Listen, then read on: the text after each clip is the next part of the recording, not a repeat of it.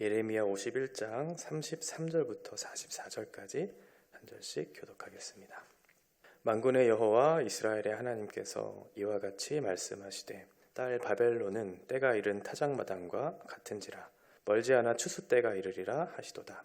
바벨론의 느부갓네살 왕이 나를 먹으며 나를 멸하며 나를 빈 그릇이 되게 하며 큰 뱀같이 나를 삼키며 나의 좋은 음식으로 그 배를 채우고 나를 쫓아내었으니 내가 받은 폭행과 내 육체에 대한 학대가 바벨론에 돌아가기를 원한다고 시온 주민이 말할 것이요 내 피 흘린 죄가 갈대아 주민에게로 돌아가기를 원한다고 예루살렘이 말하리라. 그러므로 여호와께서 이와 같이 말씀하시되 보라 내가 내 송사를 듣고 너를 위하여 보복하여 그의 바다를 말리며 그의 샘을 말리리니 바벨론이 돌 무더기가 되어서 승냥이의 거처와 혐오의 대상과 탄식거리가 되고 주민이 없으리라. 그들이 다 젊은 사자같이 소리 지르며 새끼 사자같이 으르렁거리며 열정이 일어날 때 내가 연회를 베풀고 그들이 취하여 기뻐하다가 영원히 잠들어 깨지 못하게 하리라. 여호와의 말씀이니라. 내가 그들을 끌어내려서 어린 양과 순염소가 도살장으로 가는 것 같게 하리라. 슬프다 새삭이 함락되었도다. 온 세상에 칭찬받는 성읍이 빼앗겼도다. 슬프다 바벨론이 나라들 가운데서 황폐하였도다. 바다가 바벨론에 넘치며 그 노도 소리가 그 땅을 뒤덮었도다. 그 성읍들은 황폐하여 마른 땅과 사막과 사람이 살지 않는 땅이 되었으니 그리로 지나가는 사람이 없도다. 내가 배를 바벨론에서 벌하고 그가 삼킨 것을 그의 입에서 끌어내리니 민족들이 다시는 그에게로 몰려가지 아니하겠고 바벨론 성벽은 무너졌도다. 아멘.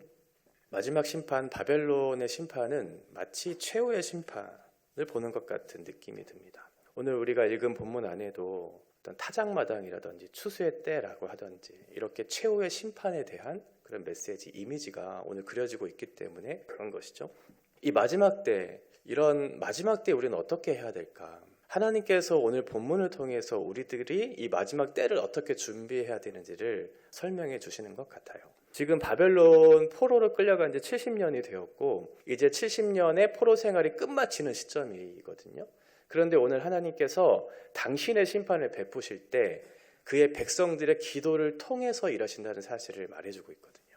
그 70년 동안 그 포로지에 가서 하나님에 대한 믿음을 가지고 끝까지 살아남은 사람들, 신실한 종들이겠죠. 그의 문화에 흡수되지 않고 이방 종교에 타락하지 않고 끝까지 믿음을 지켰던 신실한 종들의 기도를 통해서 그의 간구를 통해서 오늘 일하시는 것을 우리가 살펴볼 수 있어요. 그렇기 때문에 이 마지막 때, 오늘날과 같은 우리가 살고 있는 이 시대에 어떠한 자세를 취해야 할까? 많은 믿음의 싸움들을 싸워갈 때 포기할 만한 그런 일들이 우리 가운데 많이 찾아올 때 어떻게 해야 할까? 믿음을 끝까지 지키고 깨어서 주님의 일을 간구하는 일들을 우리가 해야 되겠죠. 그동안 바벨론은 밟는 자도 없었어요. 누가 괴롭히는 사람도 없었고 그래서 그 가운데 시끄러운 소리도 없었다. 이건 전쟁이 없었다는 소리거든요. 전쟁도 없었고 그들이 평안을 누리는, 기쁨을 누리는 취한 그 상태를 유지할 수 있는 어떠한 공격도 그들 가운데는 있지는 않았어요. 그래서 나름대로 평안했었죠. 두려워하지 않고 그렇게 살았어요. 그런데 오늘 33절에 보면 그들의 때가, 바벨론의 때가 마치 타작마당과 같다. 곧 추수 때가 이른다고 얘기하고 있어요. 이 타작마당이라고 하는 것은 보통은 성읍의 바깥에 두는 그런 곳이거든요. 그리고 성문 가까이에 둬요. 빨리 이것을 타작해야 되니까요. 그런데 그곳을 이제 평평하게 해야 이렇게 타작을 할 수 있잖아요. 그래서 땅이 평평하지 않는 그곳은 사람들이 그곳에 가서 땅을 밟기 시작해요. 이렇게 평평하게 만들도록. 마치 바벨론의 때, 지금 최후의 때가 바로 그렇다는 거예요. 바벨론에게 침략한 그 적군들이 그들의 땅을 짓밟고 있는 그런 이미지를 지금 그려지고 있는 거죠. 평안했던, 시끄러운 소리가 없었던 그 바벨론 땅에 많은 군사들이 들어와서 그 땅을 짓밟고 있는 그런 이미지. 그게 타작마당의 이미지예요. 추수는 심판의 때를 얘기하고 있죠. 누가복음 3장 17절에 보면 손에 키를 들고 자기의 타작마당을 정하게 하사 알곡은 모아 곳간에 들이고 쭉정이는 꺼지지 않는 불에 태우시리라. 알곡은 곳간에, 그리고 쭉정이는 불에, 영원한 불에 태워버리는 그러니까 심판의 때에 일어나는 모습은 딱 두 가지로 정확하게 나눠지죠. 하나는 알곡으로, 하나는 쭉정이로. 중간은 없어요. 최후의 심판의 때에 하나님께서 그 사람의 모습을 보면서 의로운 사람과 불의한 사람을 반드시 이렇게 나눌 것이고 그에 대한 정당한 심판, 형벌을 내리실 것에 대한 그런 이미지가 이 추수의 때, 심판의 때를 얘기하고 있는 거죠. 지금 바벨론이 지금 최후의 심판의 이미지를, 그런 모습을 지금 보이고 있다는 거죠. 34절부터 40절까지 길게 바벨론의 악한 행위들이 어떠한 것인지를 다시 한번 고발해 주는데, 먼저 34절에 보면 6가지를 얘기하고 있죠. 나를 먹었다. 이건 한 나라가 한 나라를 빼앗았다는 거예요. 지금 바벨론이 유다를 빼앗았다. 이런 이미지를 그리고 있고, 나를 멸했다라고 하는 것은 이걸 착취했다는 거예요. 전쟁을 하면 그 사람들을 착취하고 물건들을 착취하는 일들이 있죠. 그런 일들을 지금 자행했다. 빈 그릇이 되게 했다. 이건 알맹이는 다 빼앗아 먹고 빈 껍데기만 남은. 그러니까 나라라고 하는 이름은 두었지만 결국은 그 속에 있는 모든 주권들, 그 사람들, 물건들을 다 착취한 그런 일들을 너희가 했다. 큰 뱀같이 나를 삼켰다. 이건 바다 괴물을 얘기하는데 엄청난 권력을 가지고 지금 삼킬 듯이 굉장히 강대한 군사력을 가지고 유다를 침략했잖아요. 그런 이미지를 얘기하고 있는 거죠. 5번째는 좋은 음식으로 배를 채웠다. 사실 원문의 좋은 음식은 음식으로 번역하지 않고요, 기쁨으로 번역해요. 그래서 유다가 가지고 있었던 기쁨을 빼앗았다는 거예요. 그들이 가질 수 있는 그 기쁨들을 다 빼앗았다. 그리고 그들을 쫓아 버렸다. 이렇게 얘기하고 있죠. 이런 바벨론의 악한 행위들을 고발하면서 그 상황을 보면서 당시에 깨어 있었던 하나님의 신실한 종들은 어떠한 생각을 했을까요? 이 상황을 용납할 수 없겠죠. 그래서 하나님 앞에 간구하기 시작해요. 35절의 말씀처럼. 그의 상하는 피해 보복이 바벨론에게도 일어나기를 바랍니다. 이 마음을 전달하기 시작했던 거죠. 하나님은 이러한 분이시지 않습니까? 하나님은 죄를 미워하시는 분이시고 거룩을 나타내기를 기뻐하시는 분이 아니십니까? 바벨론의 이 만행을 보고 결코 두고 볼 수 없고 이것을 반드시 심판하실 수밖에 없는 그 하나님이지 않습니까? 이 일을 통해서 당신의 이름이 모욕당하지를 않기를 원합니다. 그러니 하나님께서 당신의 뜻을 이 땅 가운데 펼쳐주십시오. 나타내 주십시오라고 하는 하나님의 마음과 하나님의 성품과 하나님의 뜻에 합한 기도를 이 신실한 종들을 통해서 하셨다는 거예요. 하고 있다는 거예요. 기도는 그렇게 하는 거죠. 그 기도를 들으시는 하나님의 마음이 무엇인지를 헤아리는 거죠. 하나님의 마음이 있는 곳이 그 뜻을 펼칠 수 있는 자리가 될 테니까요. 그의 마음과 그의 성품, 그분이 어떤 분이신가? 어떠한 일을 행하실 수 있는 분인가? 그분의 뜻은 무엇인가? 그렇게 주님의 마음을 잘 헤아려 기도하면 하나님이 어떻게 하실까요? 반드시 응답하시겠죠. 그 마음에 합한 기도를 하는데 어떻게 하나님께서 그 기도를 거절하시겠어요? 그렇게 신실한 종들을 통해서 하나님 앞에 기도했더니 하나님께서 이제 응답해 주시는 내용이 36절부터 길게 40절까지 이어져요. 36절에 보면 그러므로 내 송사를 듣고 너를 위하여 보복한다.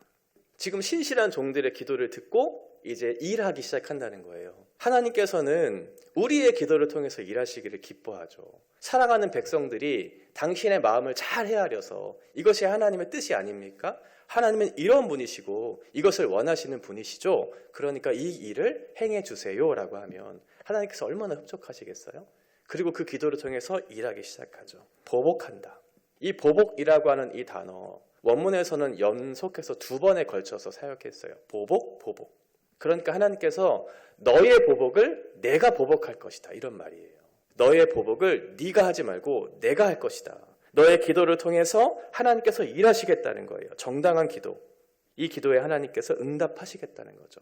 어떻게 하나님께서 일하시냐면 37절부터 36절 후반부터 이렇게 나와요. 바다와 샘을 말리며, 지금 바벨론에는 많은 물가라고 하는 그런 이미지를 통해서 물가를 통해서 풍부한 자원을 얻었던 나라였잖아요. 그러니까 물과 샘을, 지금 바다와 샘을 마르게 한다는 것은 그들의 생명줄을 끊겠다는 거죠.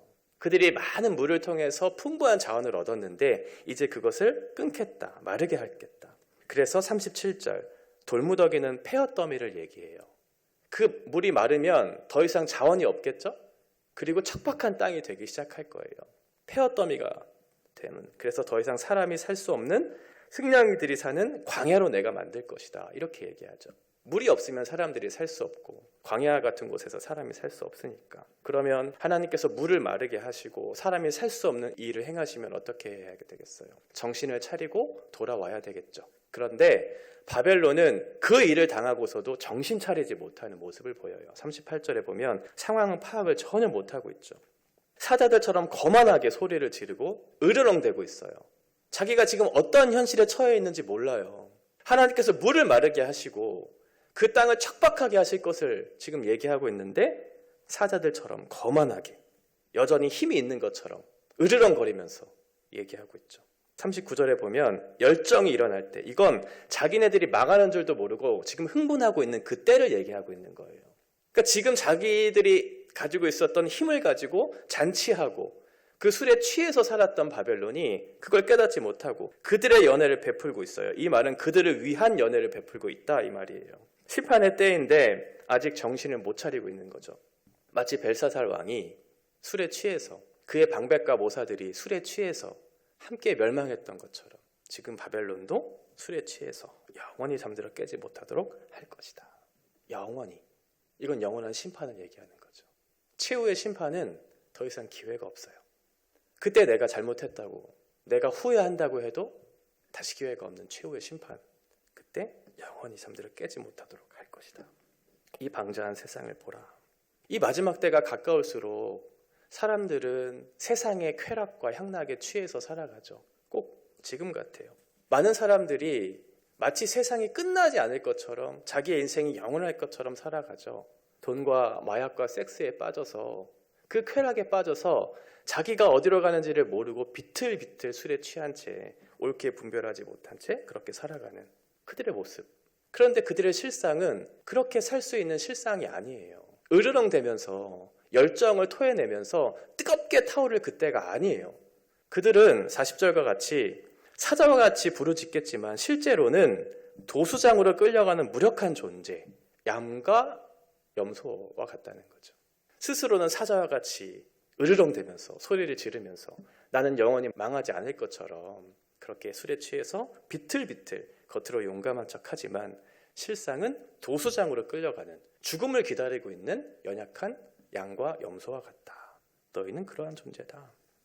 그러니 주님의 날, 여호와의 날, 그때를 준비하라는 거죠.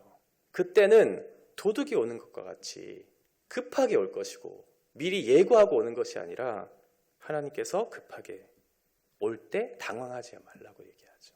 마치 5 처녀와 같이 신랑이 오기를 기다리지 못하고 졸면서 그것을 준비하지 못하고 당황하고 어디로 갈지 몰라 방황하는 그 5 처녀처럼 살면 안 되고요. 슬기로운 5 처녀처럼 그 신랑이 오심을 기다리면서 등과 기름을 준비하는 거죠.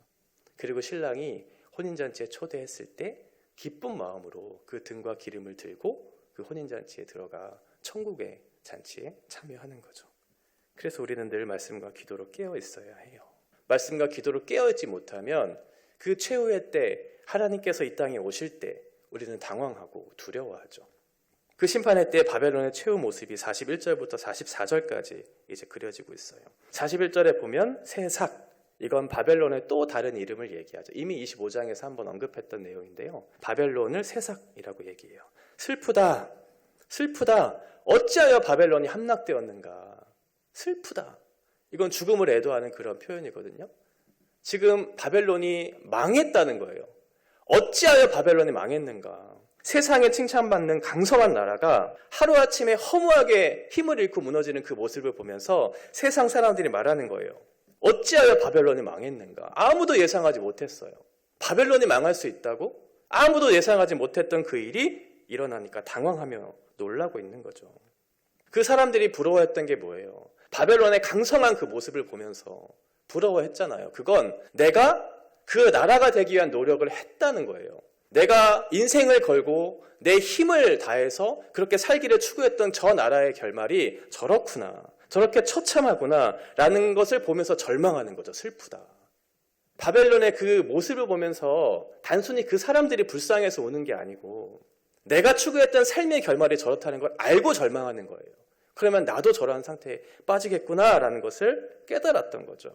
돈과 힘을 가지고 살면 다 될 것이라고 착각했던 그런데 그렇지 않았던 거죠. 마치 전도서에서 얘기하고 있는 것처럼 바람을 잡는 것 같은 인생의 헛됨을 본 거예요. 내가 영원한 가치라고, 나의 가장 소중한 가치라고 깨닫고 나의 인생을 갈아서 내 온 몸을 불살라 던져 붙잡으려고 했던 것이 바람과 같은 것이었구나. 잡을 수 없는 것이었구나. 거짓과 속임수에 불과한 것이었구나 라는 것을 깨닫고 슬프다. 절망 가운데 빠져있는 이방 나라들의 그런 탄식들이 바벨론의 모습을 보면서 나타나고 있는 거죠.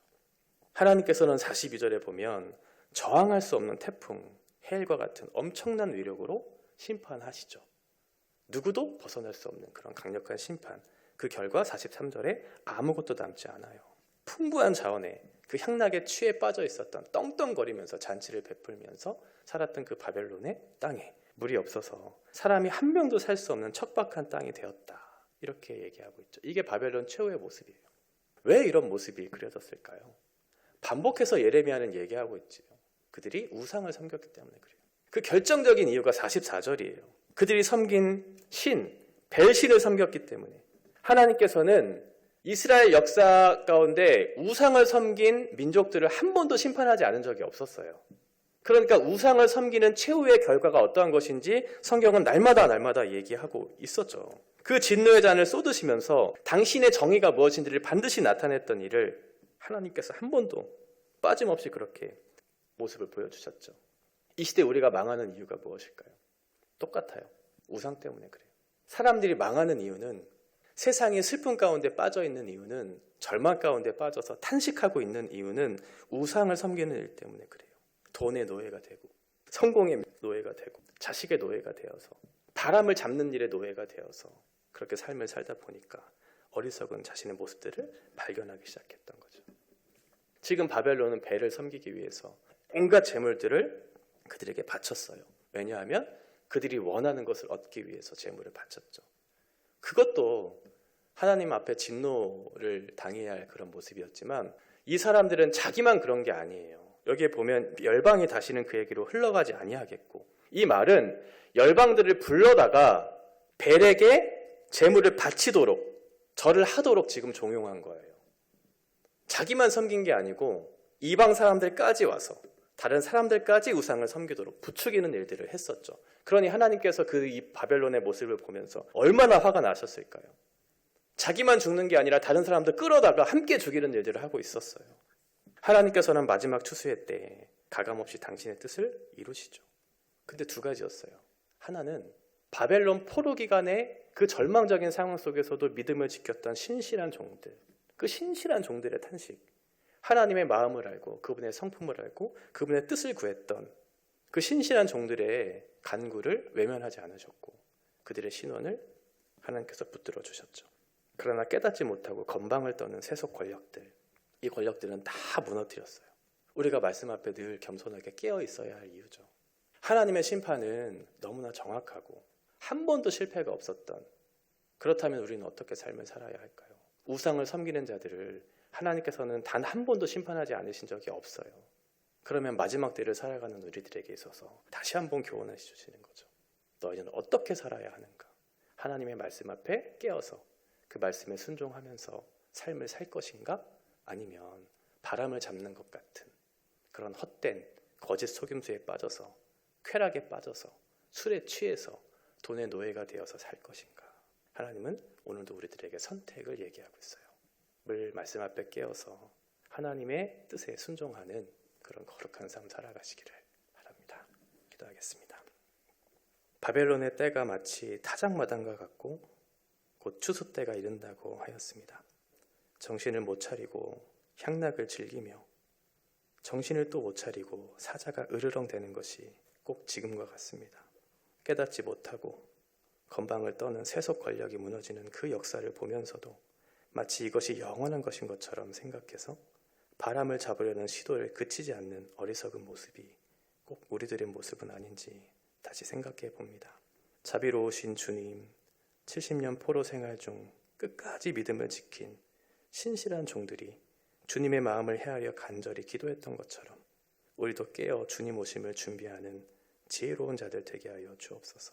말씀 앞에 겸손하게 하시고 기도로 깨어있는 복된 하루 될 수 있도록 저희와 함께하여 주옵소서. 예수 그리스도의 이름으로 기도하옵나이다. 아멘.